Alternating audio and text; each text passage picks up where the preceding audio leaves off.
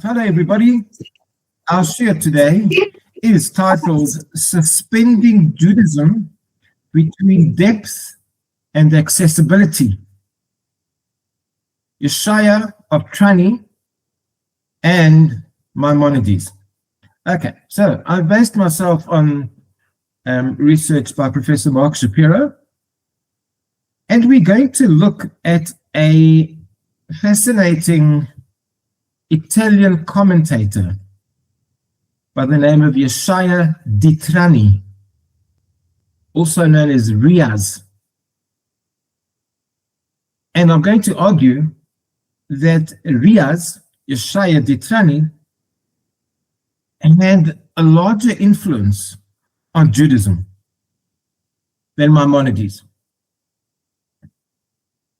Now, Yeshaya di Trani, we're going to call him Riaz. There are a couple of names, so don't get too confused. Riaz, let's just call him consistently Riaz. Riaz was one of the people who, during the Maimonidean controversies, soon after the Rambam's death, opposed Maimonides vigorously. And it seems that the rabbis were not ready for the expansiveness of Maimonidean thought. And under the leadership of people like Riaz, you could even say Riaz in particular, who became a great anti-Maimonidean polemicist, he started opposing everything that Maimonides stood for. So Maimonides stands out as bringing two new things to the Jewish table. Number one, he brings us principles of faith. He brings us a creed, all right? This we know. He gives us a dogma. Morning, Kevin. He gives us a dogma. People criticized him. They said because Christianity had a dogma, Judaism didn't have a dogma, so it looked as if we weren't a sophisticated religion, so therefore Maimonides came up with the dogma, in other words, principles of faith, articles of faith, things that you have to believe to before you can be said to be part of the faith system. So Rambam got a lot, Maimonides got a lot of criticism for that. But one of the people who criticized him was indeed Riaz. He said, what do we need a dogma for? We have a Torah, we have a Gemara, we have everything. We don't need a dogma.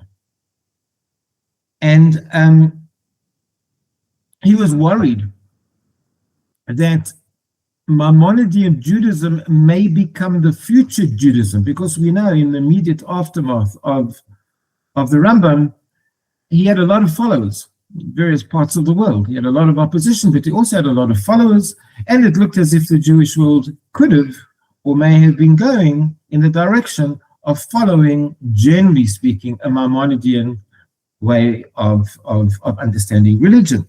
So he set his life task as one being to oppose everything that the Rambam suggested for Judaism, and that included his 13 principles of faith. In other words, the notion of dogma in general, and also the Maimonidean rational form of inquiry, using your mind to determine religious ideas instead of just taking them from tradition.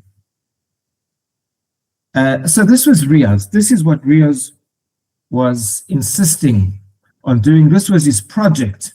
And he led a movement, a very powerful anti-Maimonidean movement, rejecting the principles and the rationalism. And what did he offer? And this is what we're going to speak about today, and this is what's so important, I think, for our discussion. What did he offer in place of Maimonides' great principles of faith and his great rationalist project? What could he offer if he was going to remove that from the discussion on Judaism? So in place of everything that Maimonides contributed, which was significant whether one agrees with it or not, he offered a substitute, and that was a very simple substitute. Maimonides was complicated. 13 principles, ideas, ideology, ways of thinking, methodology in thinking. For Riaz, he offered a simple, basic approach to Judaism. Judaism 101, if you like. Unsophisticated, non-dogmatic faith. In other words, you don't have a list of things that you have to believe in or that you have to reject. Just simple belief in God. And it all revolved around halachic observance. So he championed simple acceptance of halacha, no questioning, no deviating, but one of absolute trust in the tradition of halakha. Unsophisticated, unchallenging, no dogma, no rationale. So this was what he offered in place of Maimonides' complicated system of Judaism. Now it becomes interesting, because now we've got two towering figures. I know people don't know much about Riaz, but that doesn't mean that he wasn't a major player. He was a major anti-Maimonidean polemicist. So at the time, people would have known about Riaz, Rabbi Yeshaya di Trani. But what's going to happen now to future Judaism? What are the Jews of the future going to choose? How is Judaism going to be shaped? Is future Judaism, had you lived at that time, it would be fascinating to sit on the sidelines, if one could, and watch. Is Judaism going to become a very simplistic religion for simple people who follow a basic tradition that they just accepted without any form of questioning, without any form of sophistication? Or is Judaism going to be a religion that operates somewhere in the higher strata of the intellect and flirting with philosophies and world philosophies and deduction and thinking and dialectics? What is this future Judaism going to be? So our story today, I think, is a fascinating story, because if we understand this debate between Maimonides was already dead. Maimonides passed in 1204. He came on the scene about five decades later. But he was soon he was in that hotbed of anti-Maimonidean controversy. So he was an important player. Now, just a bit of background to Yeshaya di Trani Riaz. We know that he dies in 1280. The Rambam dies in 1204. So this is, you can do the maths sometime later. We don't know when he's born. So he may have lived in the time of Rambam, but even so, he would have been a child. All right. But he certainly was operating in the immediate aftermath of Maimonides' passing. Now, the story becomes interesting and complicated a little bit, because there were two Yeshayas of Trani. There were two of them, and they were related to each other. Our Yeshaya of Trani is the grandson, the maternal grandson of another Yeshaya di Trani, who goes by the name of Rid. Yeshaya ben Mali di Trani. If you take the first letters, you get the word Rid. Rabbi, Yeshaya. They leave out the ben Mali and they focus on the di Trani. Trani, by the way, is a town. It's a southern port town in Italy. That's Trani. So Yeshaya di Trani, you get the word Rabbi. Yeshaya di Trani, you get the word Rid. That's the maternal grandfather. He was a Tosafist. So for those of you who've studied Gemara, you often come across the Tosfos Rid.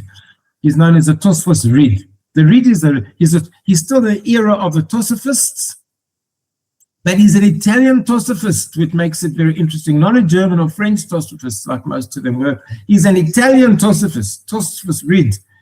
That's the grandfather, and that is not the Riaz that we are looking at. We're looking at the grandson. And Riaz is an acronym for Rabbi Yeshaya Achron. He's called the elder or the later Rabbi Yeshaya to distinguish him from Tosfos Reed, his grandfather. So it's called Achron, and that's where you get the A in the Riaz, and the Z, the Zayin, come from the Zal, Zichrono Livracha. That he, and to complicate matters further, he's also known as the Riva. The second Yeshaya of Trani is also known as the Riva. He may be better known as the Riva, but he's also known as the Riaz. We're going to refer to him as the Riaz. I'm just mentioning this to you so that you don't confuse the grandfather with the grandson, because the two of them were quite different people and they had different philosophy. In our case, the difference is significant because Tosfos Reed, the grandfather, was more aligned to Aristotle and to Maimonides than the grandson, who broke away completely from his grandfather and from Maimonides and was more into the simple practice of halakha without applying one's mind. Now, Riaz, our Riaz, the grandson, writes commentaries on part of the Tanakh. Why are these commentaries important? It's important because these are the first commentaries to be produced in Italy. Until this stage, Italy didn't really feature on the Jewish scene, on the scholarly or on the rabbinic Jewish scene. With the grandfather Tosfos Reed, Italy is sort of pushed into the limelight, and with the grandson Riaz starting to write commentaries on parts of the Tanakh, we now have important biblical commentaries that have been produced now for the first time in Italy. What is the style of these commentaries? Because you can always tell the person's way of thinking by the way they write. And the style of Riaz's biblical commentaries, and this will become significant in our discussion further on, he's promoting a form of halachic pragmatism as opposed to philosophical inquiry. So his commentaries follow a very similar pattern. They're very simple. They're concise. They've got zero allegory. So Riaz departed from the style of Rambam, who was full of midrashim, allegories, tradition, rabbinic traditions, midrashic traditions from the past. But Riaz stars away from that, and he keeps his commentaries very simple. He doesn't introduce a meta-narrative or an extra narrative to what the biblical text is telling us. He sticks pretty much to the text. And he also refers to people like Abraham ibn Ezra, who was a great grammarian. So he looks at the grammar, he looks at the structure of the text. He's not looking to construct a whole world of commentary like Rashi did. And for that reason, he shied away from Midrashim. But the reason why he shied away from Midrashim is really interesting. He's living in Italy. The Pope lives in Italy. Italy is a center of Christianity. There was a lot of interplay between Jews and Christians in Italy at that time. And the Jews were worried that they were being ridiculed by Christian scholars because of the emphasis on Midrashim. So Christian scholars were studying the Bible. They wanted to know the Bible. They looked at the history of the Bible because that's what they were doing. They looked at the text of the Bible. They looked at the structure of the biblical verses. They were quite academic in their approach. Of course, they had their Christological views, which they read into the text, but that aside, they were academic in their approach. In other words, they didn't favor the introducing of midrashic ideas because there was no real basis for it in their view. So Riaz, knowing that culture and writing Torah commentaries in that culture, is very conscious that Christian scholars are going to read his writings. And he's seen how the Christian scholars ridiculed Rashi and Rashi's Midrashim. So he completely left Midrashim out of the field of Jewish biblical commentary. So he's a significant and interesting biblical commentator, although he focuses on the Tanakh more than on the Pentateuch, but nonetheless, he's a fascinating personality. He was also worried because a lot of Jews had converted to Christianity as well. They'd been baptized, and he also didn't want the Jews to feel comfortable through their embracing of Christianity by looking back and say, well, look, the Jews only studied Midrash, and we wanted to offer them something else to perhaps discourage Jews from leaving Judaism and being occupied perhaps more on a text-based level, a grammar-based level, where when it came to biblical commentaries. So he was concerned with different things than Rashi was concerned with. The other thing that he did that was also novel and new, that never happened before in Italy, was he creates a Piskei Halachot, his Piskei Halachot. He writes almost a code of law.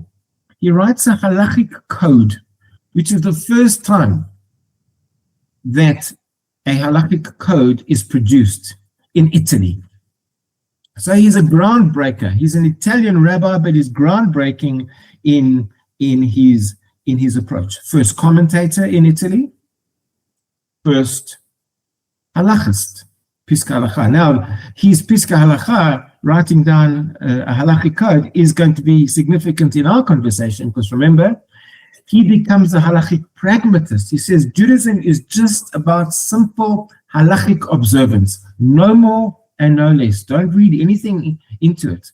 Don't read Kabbalah into it. He wasn't a mystic. Don't read anything deeper into it. It is simply about deriving halacha from the biblical text. The biblical text must be kept as clean and pure as possible.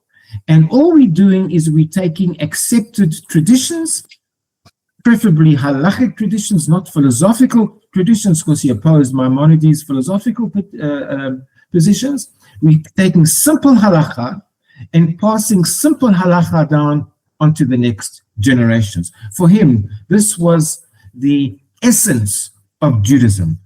It had no real depth of thought.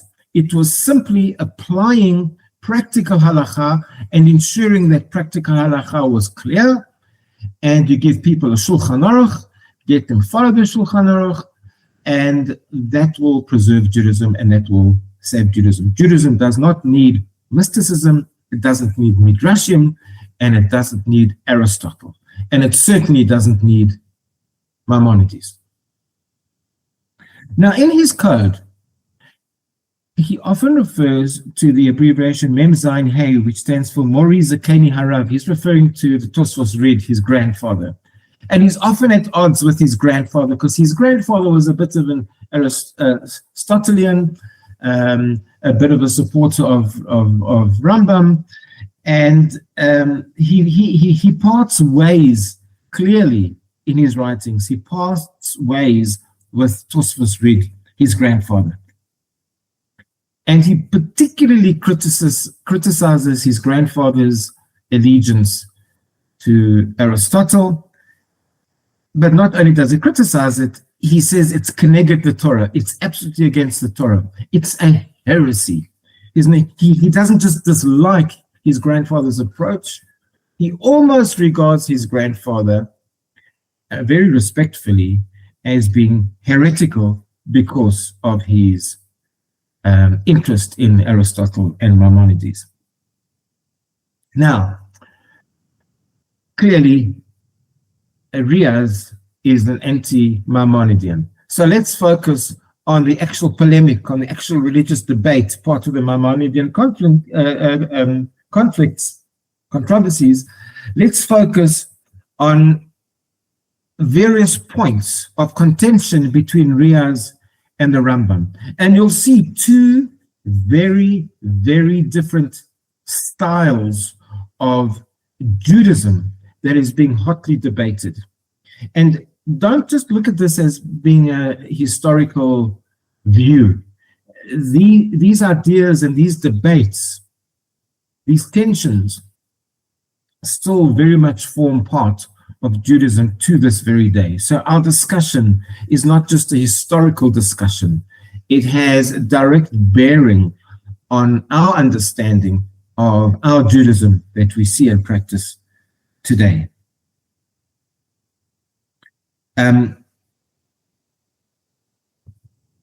Let's start with the notion of corporeality, the notion of God having a body, a corporeal form.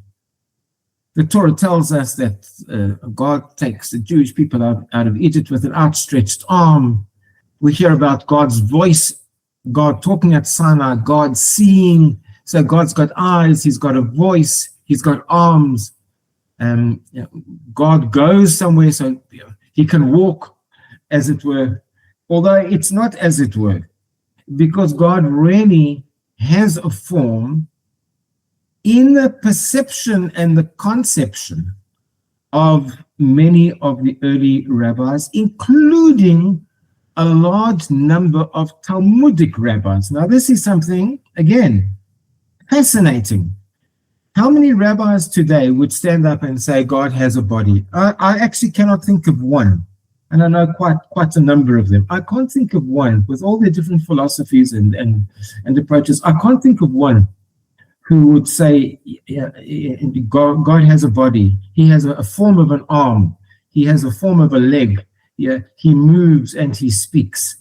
But this was, according to the literature produced at that time, a dominant theme in the literature of that time, and more importantly, in the authoritative Talmudic literature before that time, with rabbis believing that God had a body. When Maimonides came onto the scene, he was very conscious of this, and one of the great things that he opposed about his contemporaneous Judaism was the notion of God having a corporeal form.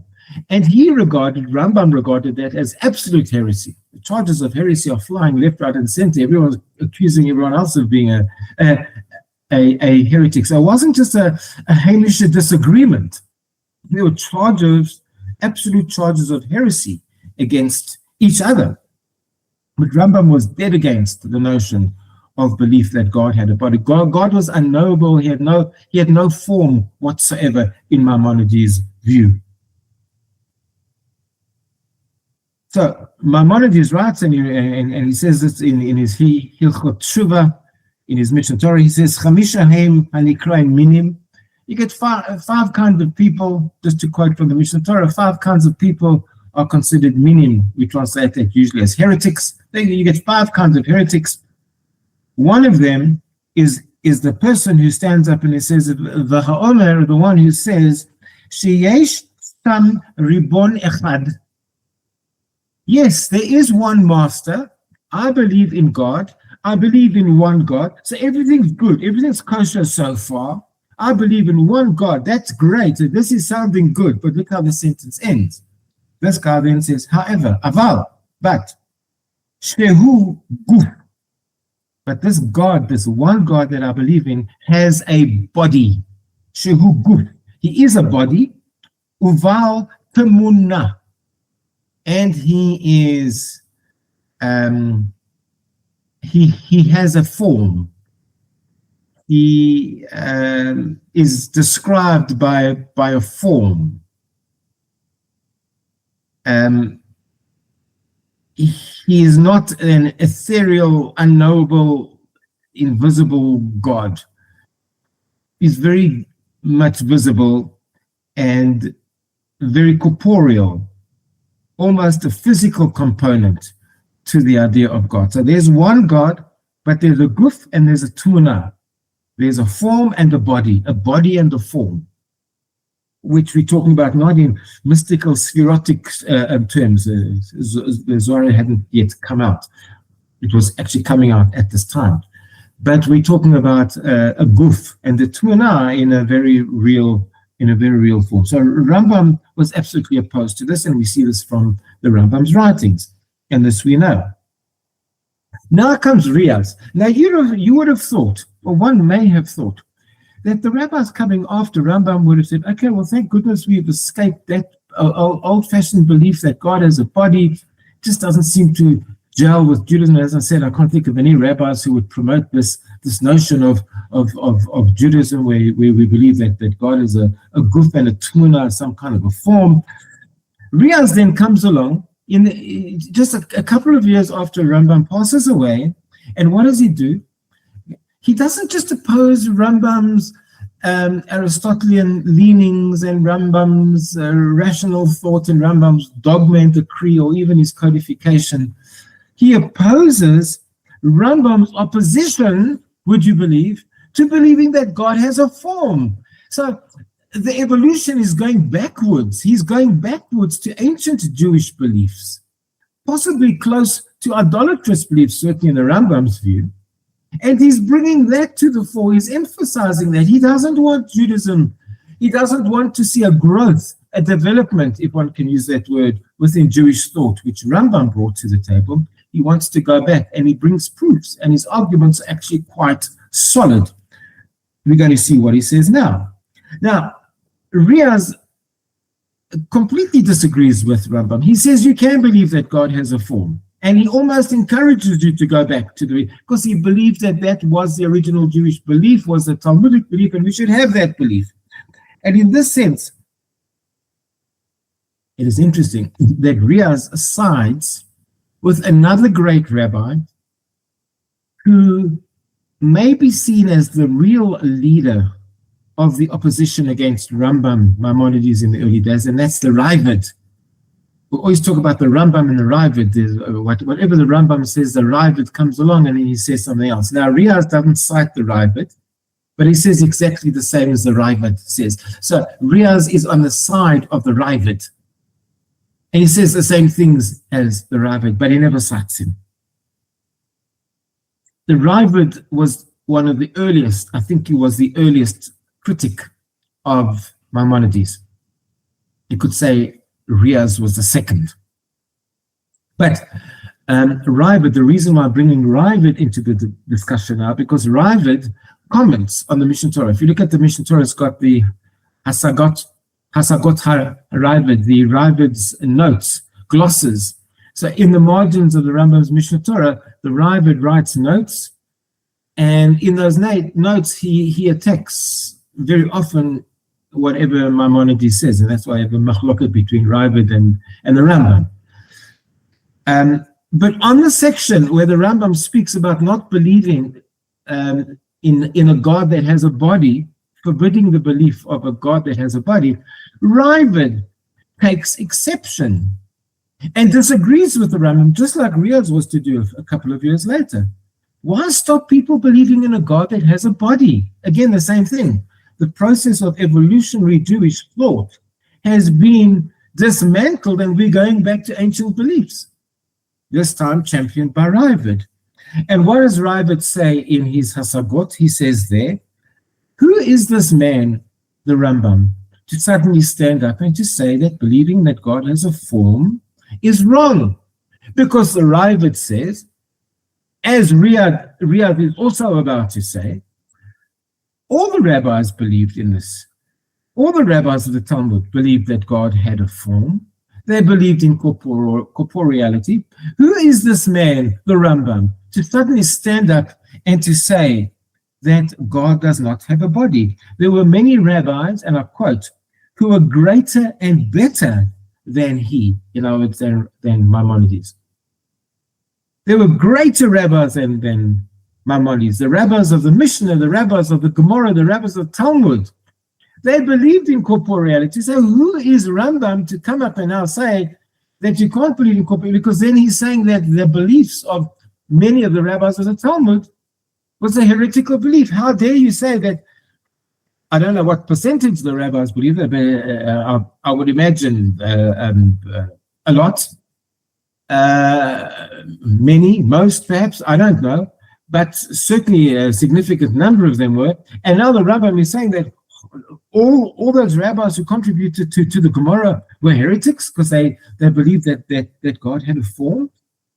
So Ravid opposed the Rambam on that issue. And now Riaz comes along and he, without citing Ravid, says exactly the same thing. But Ravid goes a little bit further. Riaz goes a bit further. And here he offers an interesting thing. He says, where do we take our Judaism from? So we take our Judaism from Moses. What does Moses tell us in the Torah? Moshe Rabbeinu tells us, Shema Yisrael, Hashem Elokeinu, Hashem Echad. Hear, O Israel. And Riaz comments on the word hear. Shema Yisrael. How does Judaism work? How do we pass on traditions? And Riaz says, well, we don't listen to people like Maimonides who apply the intellect, especially when they're associated with non-Jews, with Greek philosophers, even though they make lovely subganiot. We don't do that. We, Shema Yisrael, Israel must listen to Israel. We listen to a received tradition. It's a listening process. It has to do with reception. We receive, we hear information, and we assimilate that information, and that is our authoritative means of acquiring information. We do not go, no matter how clever their arguments are, we do not go with people like Maimonides who use their minds to inquire. We are not a mind intellectually based religion. We are a religion of practice. We do not have to adjudicate whether or not the teachings, morning Morgan, we don't adjudicate whether the teachings that we receive make sense or don't make sense. We don't dare to judge whether they are correct or incorrect, because they were handed down authoritatively, apparently, from a rabbi before us. That's all we need, full stop. Shema Yisrael. You just listen. The job of a Jew is to listen, not to think. Maimonides wasn't a proper Jew because he thought. Our job is not to think. Our job is Shema Yisrael. We have to sit quietly and listen to what our rabbis tell us. Shema Yisrael. And whatever they tell us, from the great Hashem Elokeinu, Hashem Echad, to whatever else, the minutiae of the law, we just accept. We don't challenge. We do not apply our minds. Yes, we might, say we learn it from this letter, not from that letter. That's not really applying one's mind. That's a technical process. But we don't apply the actual thinking, a core critical thinking. We don't apply that. There's no room in Judaism for critical thinking whatsoever, says Riaz. Our job is just Shema Yisrael. Our job is just sit quietly in the class and listen and believe that it's true and pass that on to your children and keep the halakha finished. Nothing else, nothing. And he wasn't a mystic. So he's not offering anything. He's not offering rationalism, certainly. He's not offering mysticism. He's not offering any form of philosophy. He's not offering us a creed of religion. He's offering us a very dry, a very simple, pragmatic approach. It's halakha, his book, Piskei Halachat. Just laws. It's just laws. You just accept the law, put your head down and follow. That is Judaism. It's a simple personal faith.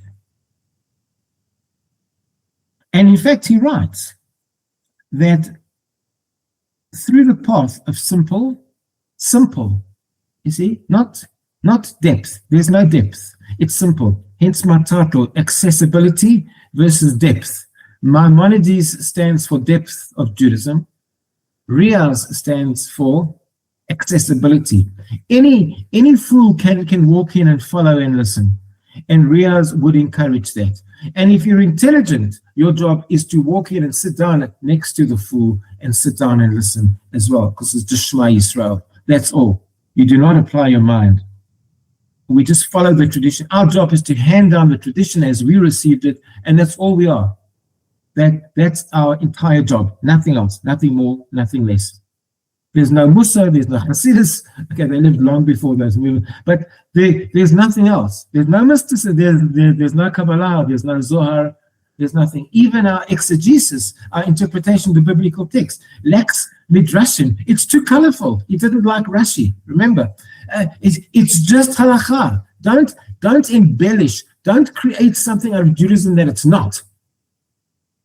Don't embellish. It's practical halakha.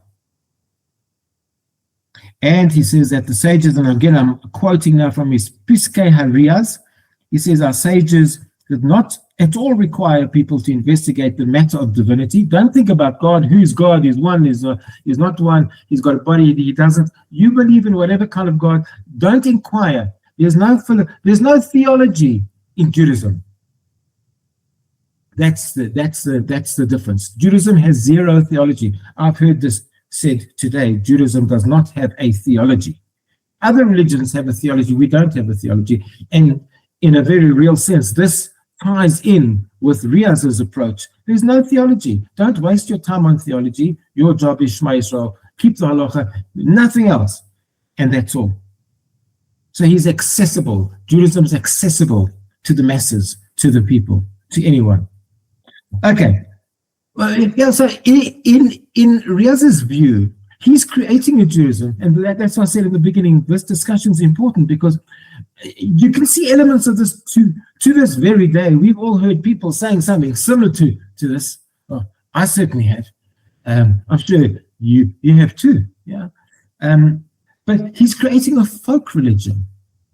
It's a folk religion. See, interesting. Hasidic Ashkenaz was also developing round about this time as well in Ashkenaz. In France and in Germany, there was also a folk religion, just for they adopted folk beliefs, and that then went on to have an influence on the Zohar later. Okay, but there was a folk religion with a Kabbalistic perspective. Here we have a folk religion without offering another form of ideology, be it Kabbalah or something else. It's just a simple. It has there's no theology to it.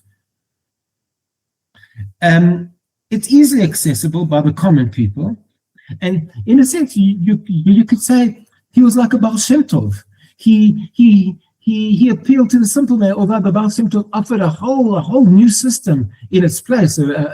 He had a whole theology, a theosophy, whatever you want to call it.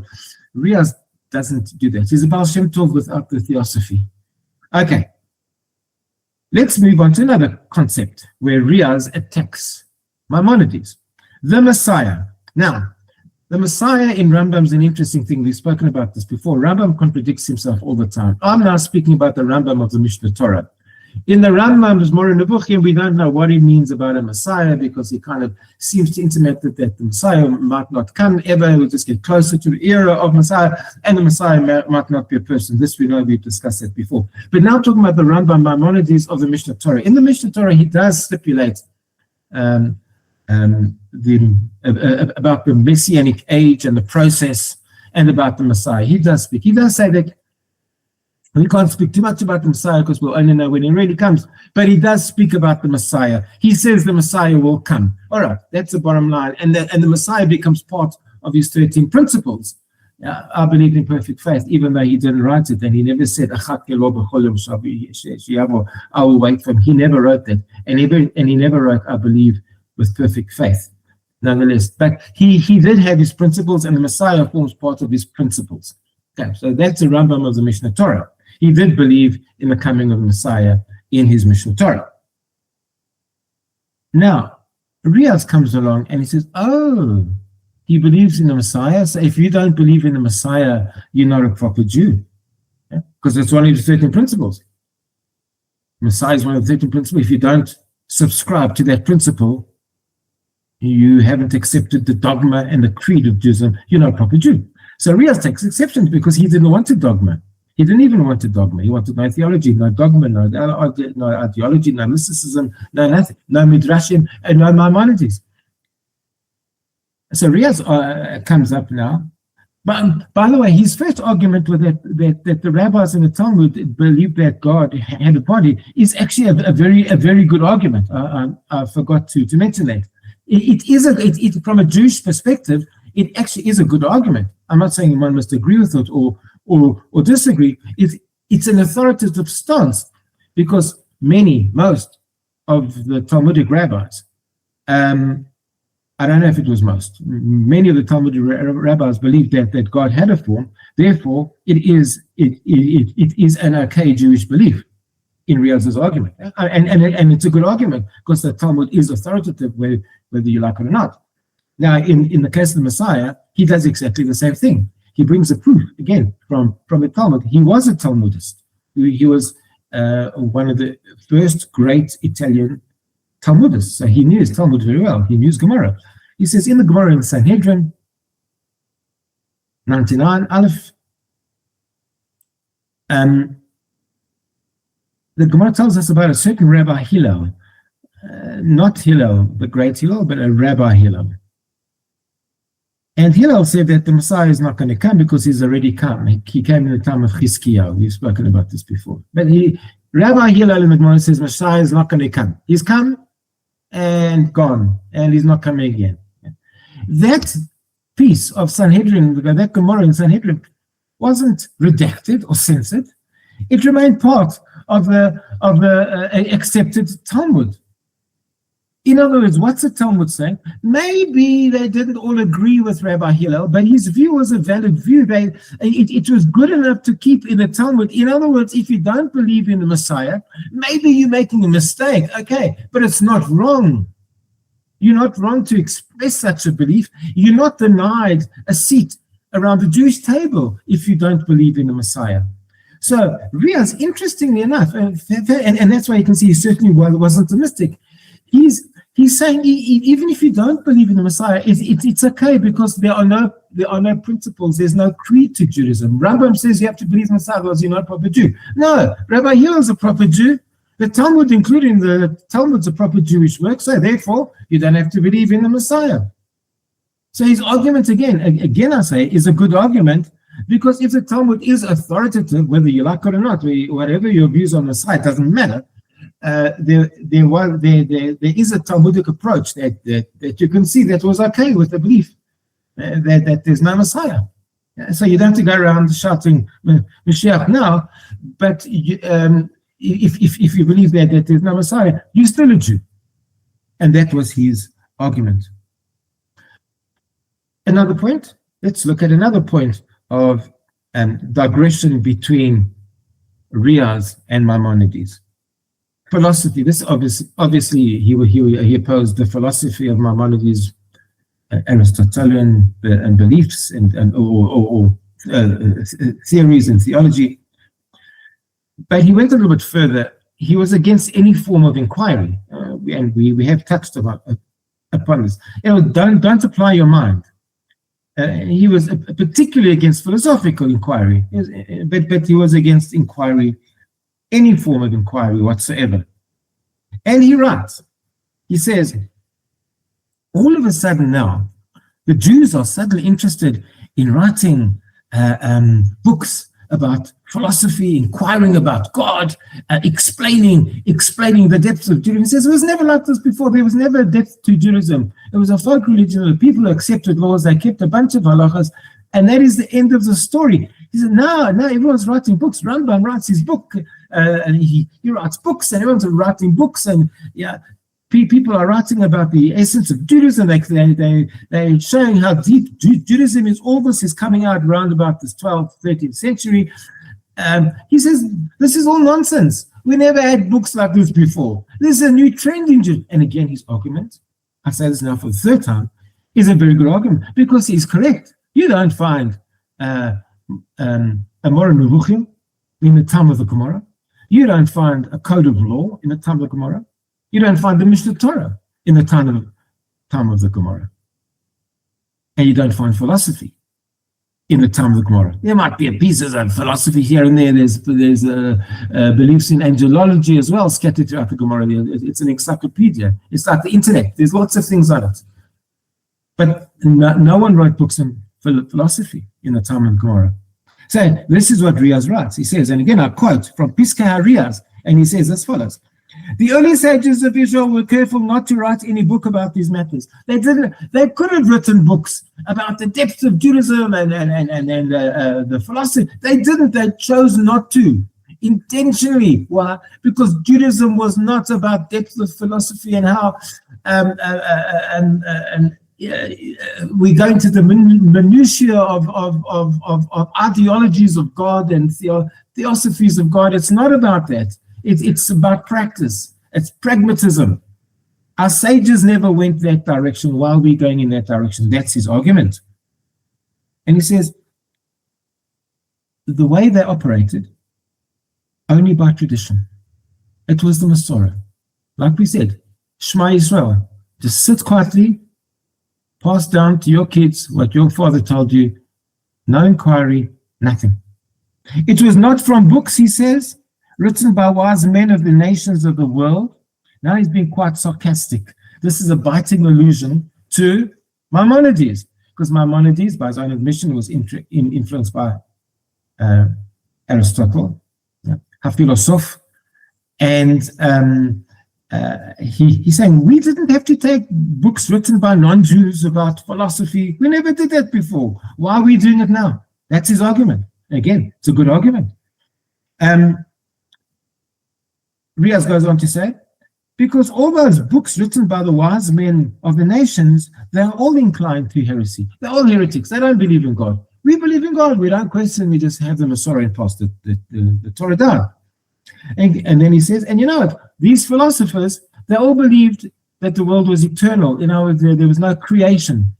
That's a heresy. We believe that God created the world. So all these people, they're as smart as they were, they believe that the world always existed. But these are not Jewish beliefs. So that's a biting attack against Maimonides and Maimonides being influenced by Aristotle.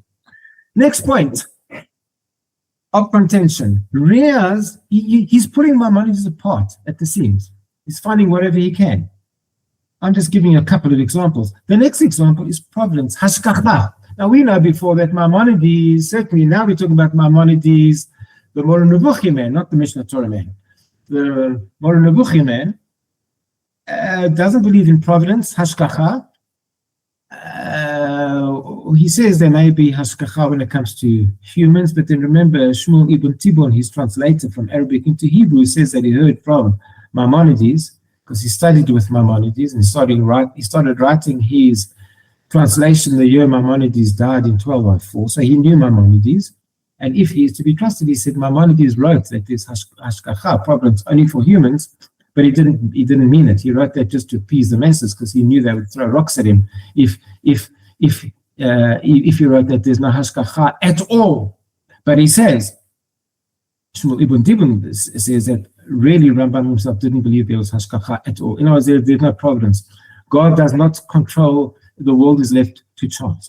And, you know, we've said this before, and a lot of people say, well, how can you say that, the Rambam? Of course, everyone knows, especially in the era after the Baal Shem Tov, hashgacha becomes hashgacha pratis.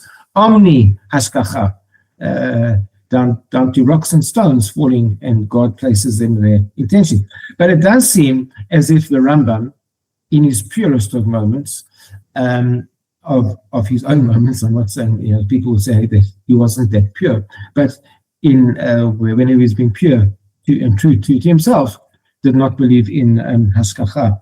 Riaz picks this up, and Riaz says it in so many words. Riaz actually says that the problem with Maimonides is he believed in chance.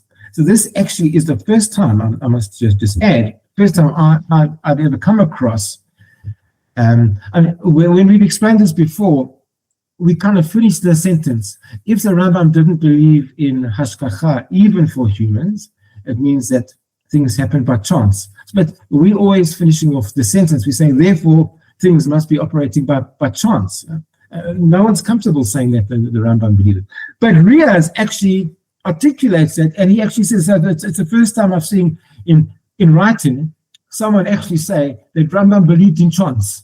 He not just he didn't believe in hashgacha, or there were different grades of hashgacha, or he looked after hashgacha klalit, and you know the big picture, the species, not the individuals. Yeah, we say all these different because we are uncomfortable with this notion. Riaz cuts straight to the chase. He says, no, this guy believed in chance. He believed in chance. We don't believe in chance. We believe in Hashgacha. This was Riaz's argument. And he says, Aristotle, who was a teacher of the philosophers, and again I quote from Piskei Riaz, Aristotle, the teacher of the philosophers, whose waters they drink, is referring to people like Maimonides, because Maimonides drank the water of Aristotle, and his books they focus on, because Maimonides took from the Aristotelian writings. His words are words of heresy. Why? Because he says, Aristotle says, followed by Maimonides, that God does not exercise providence over people. So you can see from this is a very interesting piece of Riaz. He is going on the approach that we only know from Shmuel ibn Tibbon, the translator, when he says, Maimonides told me secretly that there's no hashgacha even for people. Because in Moreh Nevuchim he writes, only people with intellect get providence, get hashgacha from God. Shmuel ibn Tibbon said no. Rambam didn't believe it. He just wrote that to appease the masses. Now we're getting a confirmation here from Riaz that God does not exercise providence over people. He actually completes the sentence that we were always too scared to complete. So Riaz becomes significant because it shows how Rambam was understood just decades after Maimonides had passed away. So this text over here is a very, very, very significant text, because this is how people understood Rambam. There is zero providence, even for great rabbis and people, and people who apply their minds. There's zero providence.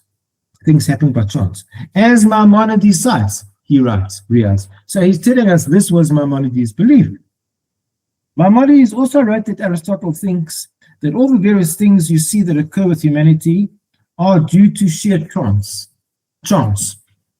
Again, writing here about sheer chance.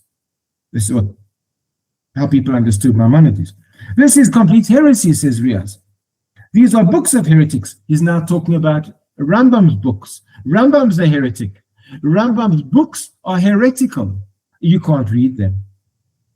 And then he goes on to quote, and again, you can see in every one of his arguments, if you pick this up, you can see that he goes back to the Gemara. And again, it's very difficult to argue with Riaz, because from a Talmudic perspective, he is right. Rambam represents an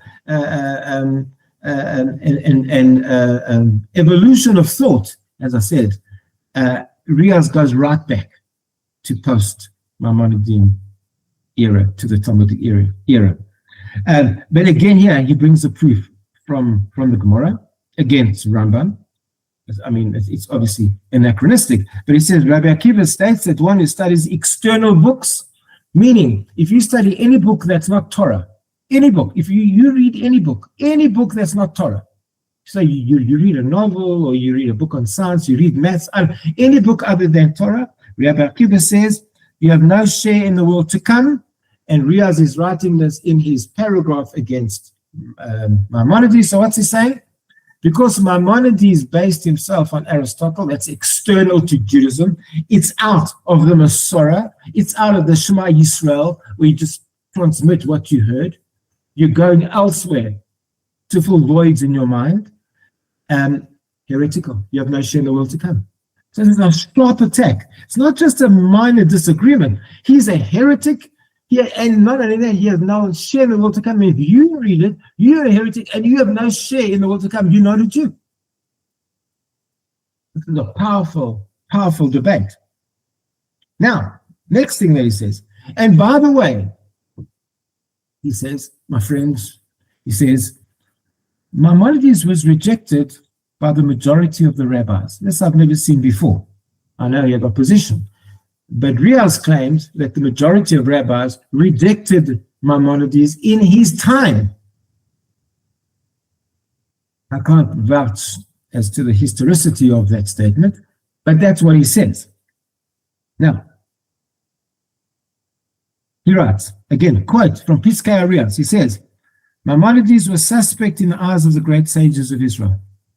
So the great sages of Israel, obviously those who lived in his time, and those who just lived a short while after, rejected. They was suspect. Maimonides was suspect in their eyes, and they rejected him. So what Riaz was trying to do, he's scared that future Judaism is going to go the way of Maimonides, because remember there were lots of followers around the world. He didn't want it to go. He wanted to shape. He wanted to change the direction of future Judaism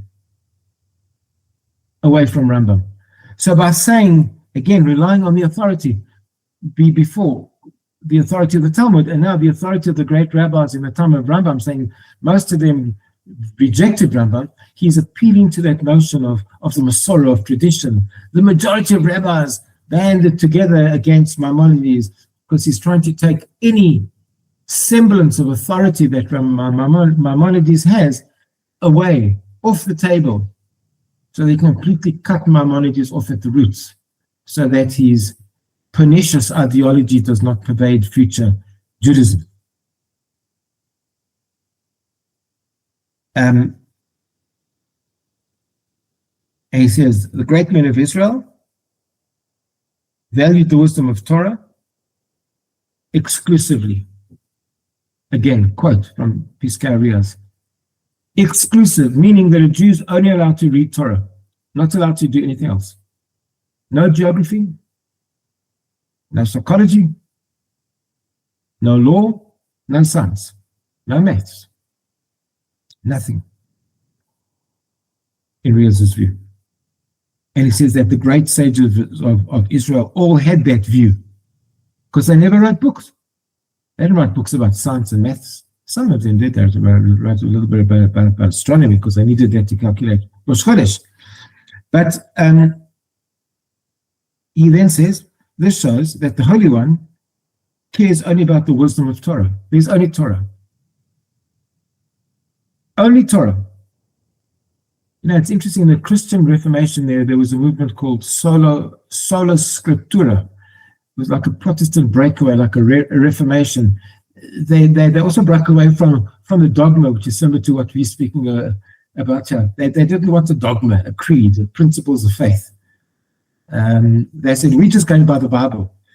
In a sense, I think that Riaz is doing the same thing. Sola Scriptura. We only go by the Torah, only by Jewish books. We've got the Gemara. We only go by this. The Torah of Moses and the books of the prophets. And they encouraged us only to study about Torah and mitzvot. You know, as a Jew is not allowed to study anything else, only Torah and mitzvot. Anything else is heretical. Not okay, not just parav. Oh, if you have to learn about that to make parav, so you got to study science to become a doctor. For him, you couldn't do it. And the sages wouldn't want you to have done that either. It was only Torah. Torah and mitzvot, Shema Yisrael, that's all. So when it came to secular studies, Maimonides believed that knowledge was holy. Any form of knowledge was holy. Even non-Torah knowledge.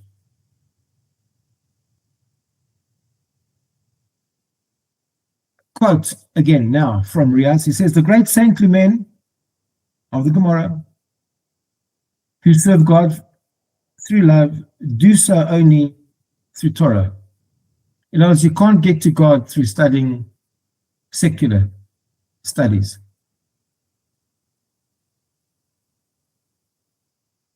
And they do this until the ways of God have been firmly implanted in them. In other words, they only expose themselves and their children to Torah study. You still see a semblance of this today. People don't allow their kids, even young kids, to study secular studies in schools. And they do this until the word of God is firmly established in them, so that they in turn send their kids only to study Torah, and they have no intention for anything else. You know, there's nothing else in the world. Torah, it's Torah, Torah, Torah. I think there was a movie like that once, but it's just Torah, Torah, Torah, and nothing else. You're not exposed to anything other than Torah, and the only thing that you do is halakha. There's nothing else that you do. There's nothing else that you learn. This is the approach of Riaz. We're getting towards the end. He then tears Maimonides apart when it came to Maimonides' allegorical interpretations of various biblical verses. Now, the Torah says a lot of interesting things. The Torah speaks about angels a lot. Maimonides didn't believe in angels. So how does he explain it? So he explains that those verses are allegorical. That means that God came in a dream. Rambam's got a whole system. Again, it goes against the actual tenor of the Torah, granted. But that's what Rambam does. So he introduces the permissibility of interpreting uncomfortable verses as being allegories. And one of his famous allegories is Gan Eden, the Garden of Eden. Rambam says, Maimonides says, the Garden of Eden didn't exist. It wasn't a place. Adam wasn't walking around with a fig tree, and the snake comes along with an apple or a fig or whatever it was. He says there was, it's talking about, it wasn't a space, it's something else. Whatever it wasn't a garden in Eden that God planted for Adam and Eve. So he's got a much wider understanding of the notion of the Garden of Eden. It was an allegory. It was a metaphor for something else. Now, Riaz, of course, took exception to this because he adopts a very literal teaching, as we saw. He doesn't even like midrashim. We saw this earlier on. He takes the Torah literally.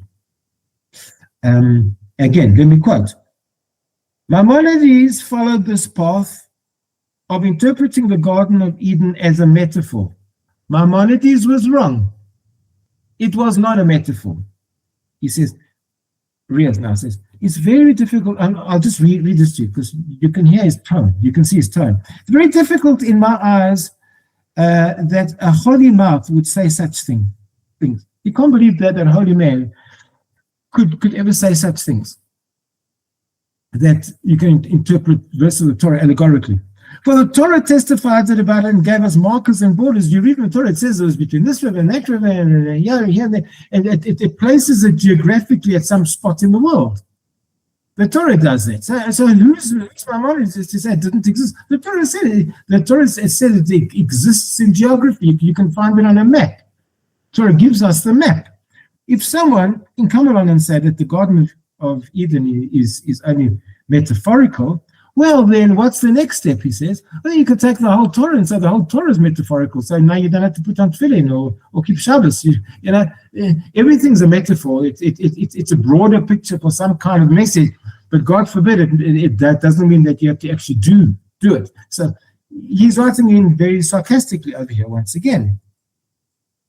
Yet the sages tell us that a verse doesn't go out of its simple meaning. The pshat, the simple meaning of every single verse of the Torah remains. So what Maimonides did was taking it out of the pshat. It doesn't mean that God has a hand, that God has a voice, that God comes to walk in a garden. Riaz says that's heresy to interpret it in a way that a sophisticated mind can understand it. That's heresy. And whoever says that the Torah is not from heaven, not even a single point, dikduk, he says, there's no share in the world to come. The slightest point, every little point in the Torah is absolutely true, literal. It has to be taken, otherwise you don't have a share in the world to come. And he ends off this section by saying, may God forgive him. May God forgive Rambam, because Rambam is a heretic. All right. Conclusion. It's actually more of an analysis than a conclusion. We started off by saying that this fantastic debate between Riaz and Rambam was a great debate because the future of Judaism was at stake. Now look around. The Judaism that you see today from the people that you know and from the conversations that you've had and from the sharing that you've been listening to. What kind of Judaism do we have today? Who won? Generally speaking, you look. There are pockets of all sorts of interesting things, but overall, who won? Maimonides or Riaz? Rabbi Yeshaya di Trani, the younger. Who won? Which one won? I would venture to argue that much of future Judaism became the victim of Riaz's success. I think Riaz won.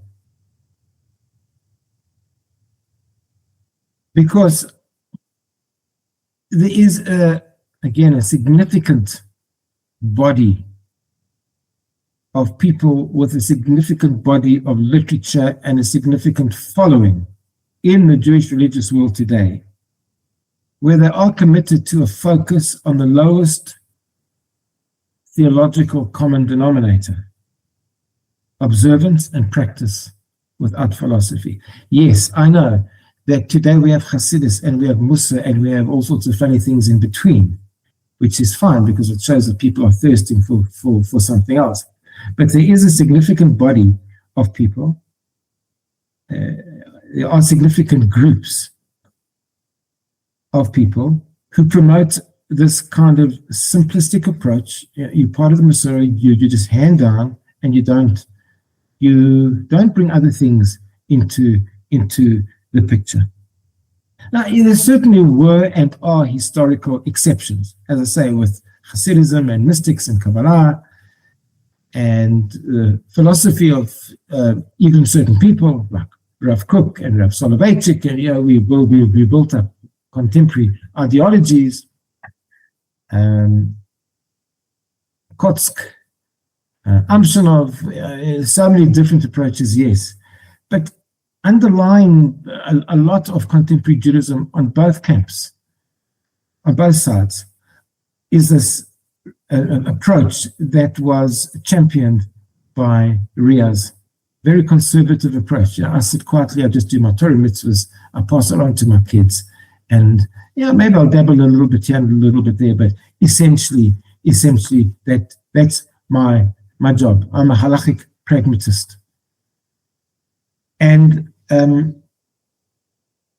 you could argue, or you could certainly ask the question, did Riaz narrow Judaism? And did Rambam, Maimonides, expand Judaism? Is Judaism richer for Riaz, or is Judaism richer for Maimonides? I think it's a question that we need to ask, and we need to answer for ourselves, because that will place us in a position of strength where we'll know where we stand on this divide. And so just taking, I love you for a child, love you for the. No, where do we actually stand? Riaz essentially said that Judaism does not require people to engage in any form of investigation, not theological, not mystical, not historical, not scientific, not even textual. No investigation. Shema Yisrael. Biblical literalism. Fidelity to tradition. No inquiry. Simplicity of halachic observance. Making sure that Judaism is accessible to the masses. Got no complicated ideas. Everyone knows that you wake up in the morning and you've got to say 3 of those and 4 of those and put that on. It's simple. It's simple. And that's the be-all and the end-all. What Riaz did, and you've got to hand this to him, is he created a model that safeguarded communal inclusion. And perhaps you could even find an argument, and I think you can, that he saved Judaism. Because there weren't exclusive pockets of great thinkers who owned Judaism. Now the guy in the street who has no idea of books and ideologies within Judaism becomes a part of that very same Judaism. Fits inside shul just like everyone else. Schmoozes a little bit, creates a whole culture. And it's something that you see. I see sometimes we go fetch the kids from school, 10, 11 o'clock in the morning, and we see these guys, they haven't gone to work, they haven't started to work. Hey, they just got up, they're going to mikveh, they haven't davened yet, they're going to start davening at 11 o'clock. But they've been there since 8 o'clock having coffee and buns, and they're schmoozing. Yeah, it's a culture. It's a culture. There's simple culture. I'll talk a little bit about the news, and there's a lot of people doing this, a lot of people who are educated people. I've seen educated people. The whole morning's gone, and then they go home and have lunch, and then they bench for 40 minutes. Really, I've seen this. What have they achieved? What have they done? They've changed the cosmos. But I think that this is the approach that Riaz was trying to instill, to create a culture for simple people to become part of this culture. Shema Yisrael, you take and you pass it down, and you build institutions. Institutions need to be run. Now there's an economy. Once you have an economy of the Torah, you're well embedded. Now you're okay for the next while, because your kids are going to go into that same system, and there'll be more people to pump more money into the system, and you can perpetuate this culture. But it's the lowest common denominator, the lowest common theological denominator. It's a great model for Jewish survival. The question is it a great model for Judaism? So, was Rambam a contributor to the enrichment program of Judaism, to giving Judaism depth? And was Riaz responsible for the program going in the opposite direction, safeguard the future of the Masorah on its most simplistic level, without any bells and whistles? Accessibility. The debate of accessibility over depth. Which one saves Judaism? And that's an interesting question. It's an interesting question because it's not just a game of numbers. What makes Judaism? It's accessibility, that everyone comes rah, be part of the group? Or is it the depth? Rambam argued that the depth is crucial to Judaism. Riaz argues that accessibility is crucial to Judaism. I thank you for listening and look forward to seeing you again next time.